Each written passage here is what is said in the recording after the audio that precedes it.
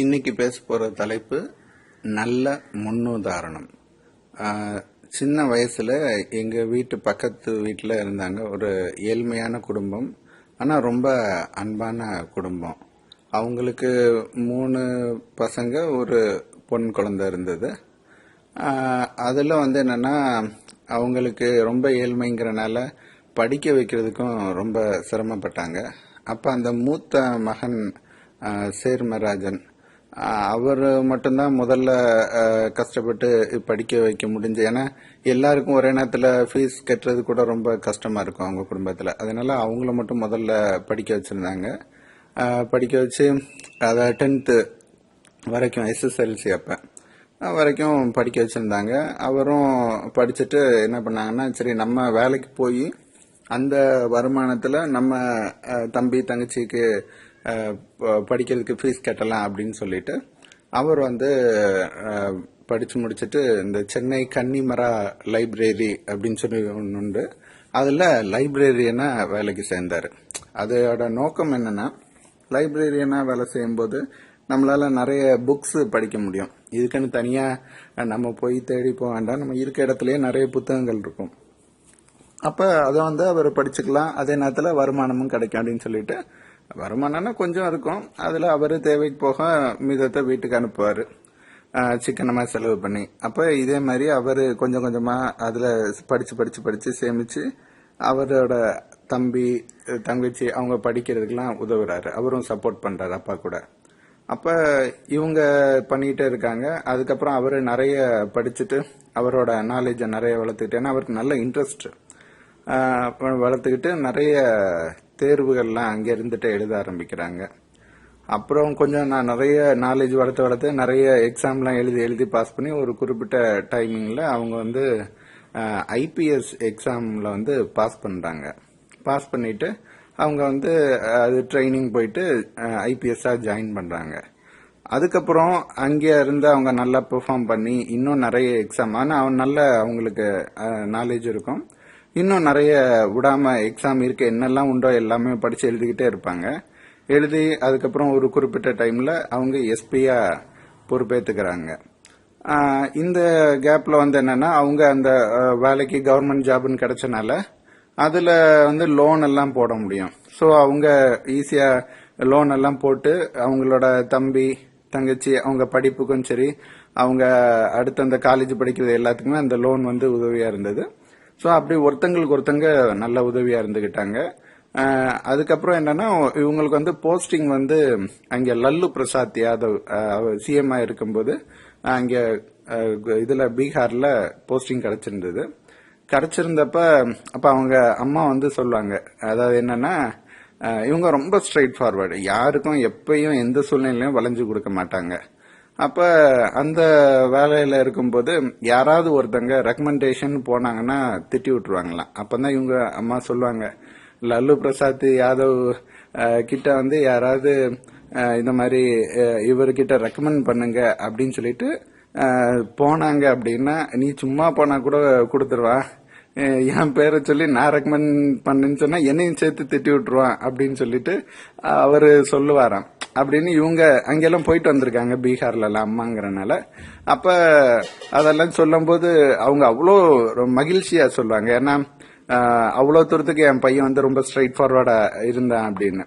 அதுக்கப்புறம் இன்னும் ப்ரமோஷன் கிடைச்சி DGP நிறைய போஸ்டிங்ல வந்தாரு. அப்ப அடுத்து ப்ரமோஷன் எல்லாம் கிடைச்சிருக்கும் போது நம்ம பிரதமர் நரேந்திர மோடி அவர் CM-ஆ இருந்தார் இல்லையா குஜராத்ல. அப்ப அங்க அவருக்கு கூட ஒர்க் பண்ற, அதாவது அங்க ஒர்க் பண்றாங்க குஜராத்ல. அவருக்கு இவரோட நேர்மை ரொம்ப பிடிச்சிருந்ததுன்னு தெரியல. அங்க ஏர்போர்ட்லயே பக்கத்திலேயே இவங்களுக்கு ஸ்டே பண்றதுக்கெல்லாம் இடம் கொடுத்து எத்தனையோ வருஷமா அவரு கூட வச்சிருந்தாரு. நீ தான் இங்க இருக்கணும், நிறைய விஷயங்களுக்கு எனக்கு ஒன்ன மாதிரி ஆள் தான் வேணும்னு சொல்லிட்டு பல வருஷமா அங்க இருந்தாரு. இவங்களும் அவங்க அம்மாவும் பல தடவை அங்கே போயிருந்தப்ப அங்கெல்லாம் ரொம்ப அழகா இருக்கும், ரொம்ப நல்லா இருக்கும்னு சொல்லிட்டு அதை பத்தி எல்லாம் நிறைய விஷயங்கள் அவங்க பகிர்ந்துகிட்டாங்க. அதுக்கப்புறம் அந்த போலீஸ் டிபார்ட்மெண்ட்லயே அந்த உயர்ந்த பதவியான அந்த DGP சம்திங், அது IG-யா எல்லாமே போயிட்டு இப்போ அவங்க இங்க லண்டன்ல எம்பசியில் ஒர்க் பண்ணிட்டு இருக்காங்க. அதாவது நல்லா பாத்தீங்கன்னா அவங்க அம்மா அப்பாவுக்கு படிக்க வைக்க கூட ரொம்ப கஷ்டப்பட்டு இருக்காங்க 4 பிள்ளைங்க.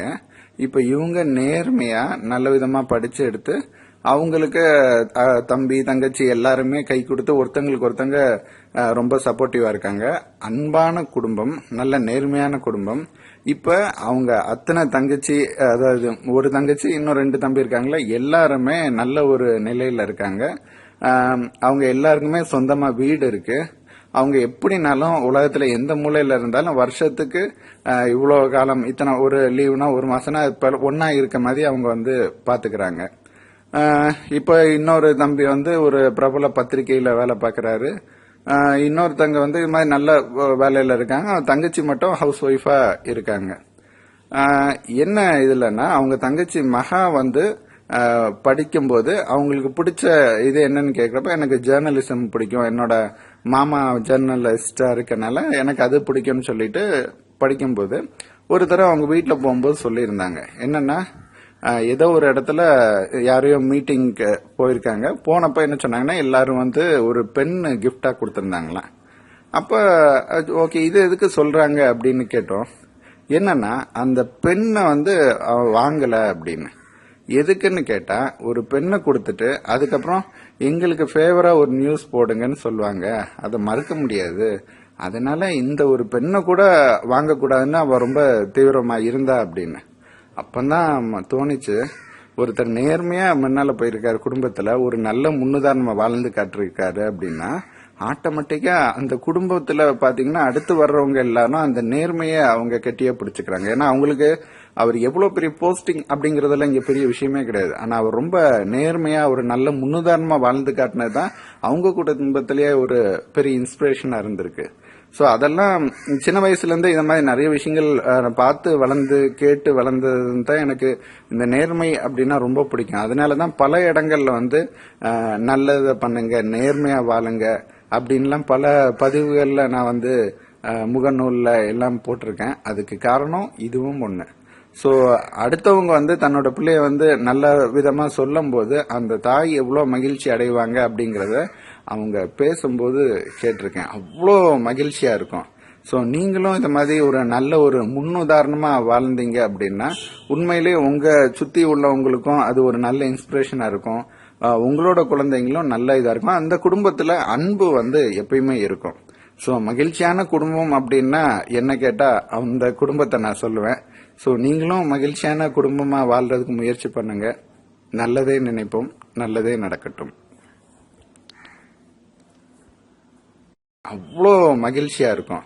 சோ நீங்களும் இந்த மாதிரி ஒரு நல்ல ஒரு முன்னுதாரணமா வாழ்ந்தீங்க அப்படின்னா உண்மையிலேயே உங்க சுத்தி உள்ளவங்களுக்கும் அது ஒரு நல்ல இன்ஸ்பிரேஷனா இருக்கும். உங்களோட குழந்தைங்களும் நல்ல இதா இருக்கும். அந்த குடும்பத்துல அன்பு வந்து எப்பயுமே இருக்கும். சோ மகிழ்ச்சியான குடும்பம் அப்படின்னா என்ன கேட்டா அந்த குடும்பத்தை நான் சொல்லுவேன். சோ நீங்களும் மகிழ்ச்சியான குடும்பமா வாழ்றதுக்கு முயற்சி பண்ணுங்க. நல்லதே நினைப்போம், நல்லதே நடக்கட்டும்.